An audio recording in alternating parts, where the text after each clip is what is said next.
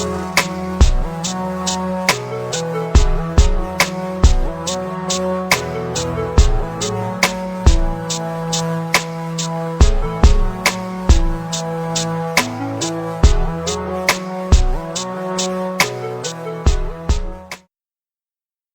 the Most High is doing a lot of talking right now. You know, it's not about just warnings, but he's giving you a mindset to really understand how severe these things are around us. Like he's not like just, you know, we can't put him in a funnel and think that this stuff not real. I mean, the same way he allowed the Israelites, that the chosen ones he chose, to go through some things because of their sin. I mean, you don't think that he won't do that to people that's chosen or on the way, or even the people that say they in the way. I don't know how you want to put it, but realize is that all of us are going to deal with something at some point. And, you know, I talk to someone who's very dear to me, and she talks to me about a lot of things. You know, she's a prophet. She's very, very wise in what the Most High has given her, even if she don't, you know, let everybody see it. But, you know, I know she got a lot of wisdom. But you got to remember, we are in a time when these things are taking place really rapidly. A lot of things is going on, but I don't want us to be so deeply rooted in those things and not hear what the Most High is saying, because we are so much in different places and so many things going on. The Most High knows how to reach you and tell you what you need to know. I want you to understand that he does. So let's keep going. Then we have Herods, or Herods. I don't know how to say it the proper way. Herod. When Herod gained control of Judah, he rebuilt Zerubbabel temple. Now remember, we just talked about Zerubbabel. And Herod did not build from a heart of worship. Now this is where we're going to start seeing how everybody, even though they were kings, even though they were prophets, even though it was in different things, it didn't matter that they were who they were. They wasn't always following the truth of Yah. And it showed by how they were leaders and how they did things. It showed how the character of them and how they were not focusing on the Most High, and how so many things happened. No matter how many ways that they were growing or the temple was growing, it didn't matter, because the things that they were doing against the Father was showing itself. And this is what I want you to see very clearly today. So it says that when Herod gained control of Judah, he rebuilt Zerubbabel's temple. Herod did not build from a heart of worship. He had a passion for building, and built many magnificent buildings during his reign. The temple of Zerubbabel was simply not majestic enough for his taste. The Messiah came and went from Herod's temple. Came and went from Herod to Herod's temple.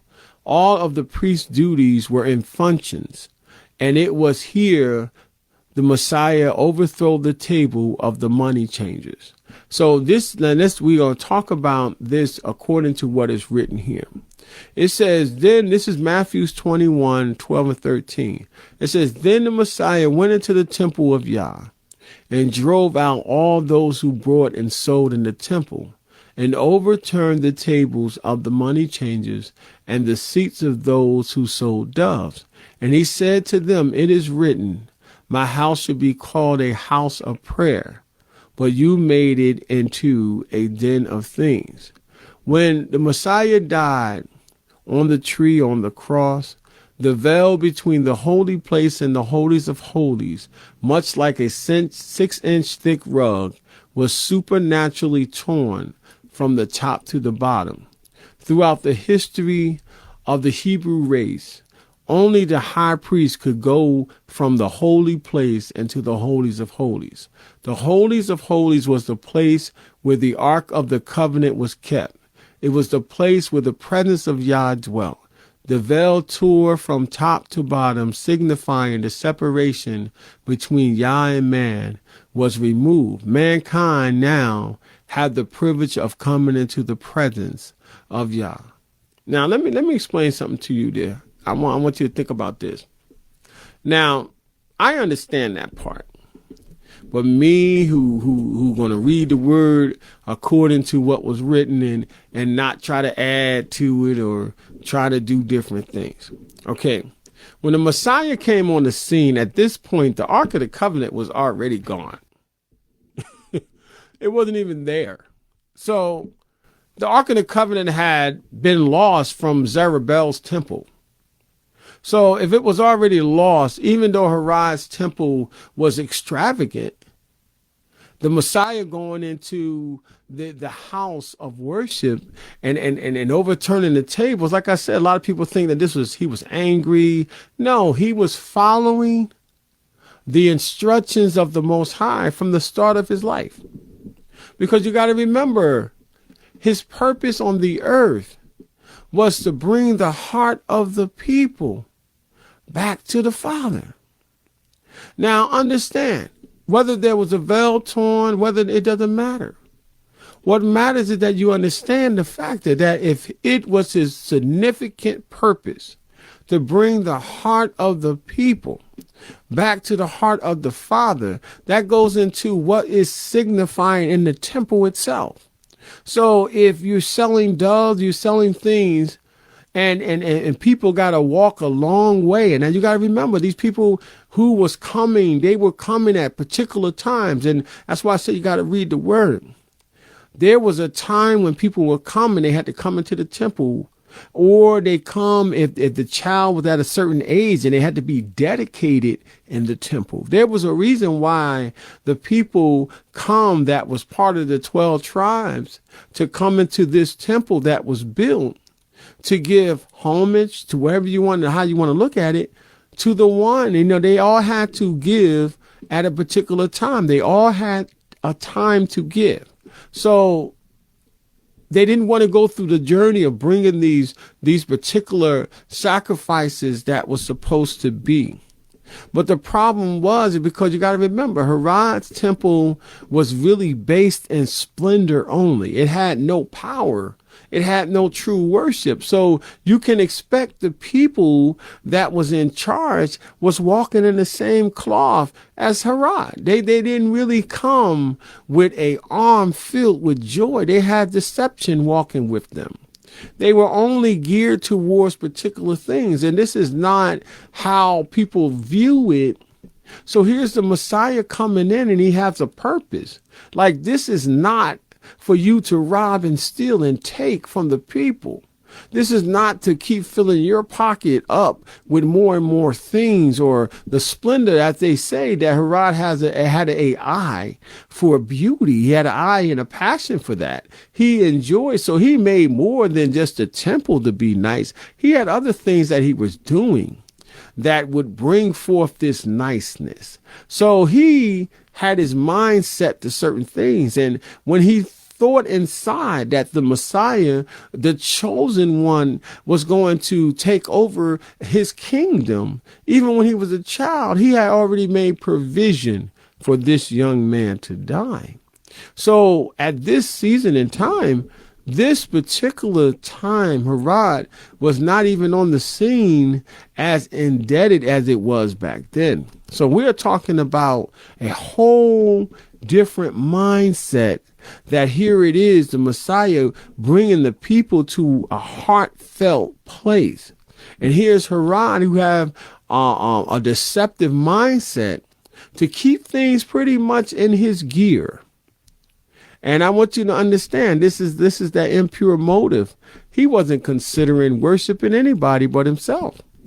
He didn't want to lose his throne. He didn't want to lose anything.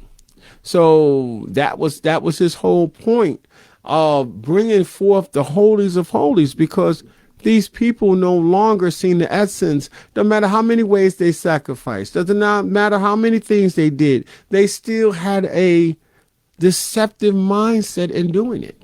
So It says here we're just going a little bit more. It says the Messiah prophesied that no one brick would remain or another from this temple, and it was destroyed by the Romans in 70 AD. The temple and the surrounding buildings was burnt completely, and as they were burning, the gold melted and flowed into the cracks between the stones. To retrieve the gold, the stones was taken down, thus fulfilling the Messiah prophecy. And it says on Matthew 24:2, and the Messiah said to them, do you not see all these things? Surely I say unto you, not one stone shall be left here upon another. They shall not be thrown down. That should not be thrown down. I'm sorry. So that's letting you know that, even in the greed of man, his prophecy came to truth. Because they wanted that gold, they crumbled up everything to get that gold, and nothing stood. Everything was broken apart. So it says the ark resided in the tabernacle of Moses until the time of Eli. And then it was stolen as a result of judgment upon Eli's house. Now remember, Eli is the one when you're going to read about Samuel coming on the scene and different things like that. Okay, so 1 Samuel 2:30-32a, therefore the Lord, Yah of Israel said, I said indeed that your house and the house of your father would walk before me forever. But now the Lord says, far be it from me. For those who honor me, I will honor, and those who despise me shall be lightly esteemed. Behold, the days are coming that I will cut off your arm and the arm of your father's house, so that there will not be an old man in your house, and you will see an enemy in my habitation. And what happens to your two sons, Hophni and Phinehas, will be a sign to you. They will both die in the same day. I will raise up for myself a faithful priest who will do according to what is in my heart and mind. I will firmly establish his house, and he will minister before my anointed one always. Now the Ark of the Covenant was taken by the Philistines during battle, and as was carried around the land of the Philistines, it brought judgment and disaster upon them wherever they took it. 1 Samuel 5:1-4, 6, and 7. Then the Philistines took the ark of Yah and brought it from Ebenezer to Ashdod. When the Philistines took the ark of Yah, they brought it into the temple of Dagon and set it by Dagon. And when the people of Ashdod arose early in the morning, there was Dagon falling on his face to the earth before the ark of the Lord. So they took Dagon and set it in his place again. And when they arose early in the next morning, there was Dagon falling on his face to the ground before the ark of the Lord, or Yah. The head of Dagon and both the palms of his hands was broken off of the threshold, and only the torso of Dagon was left on it. But the hand of the Lord was heavy on the people of Ashdod, and he ravaged them and struck them with tumors, both Ashdod and its territories. And when the men of Ashdod saw how it was, they said, the ark of Yah is gone.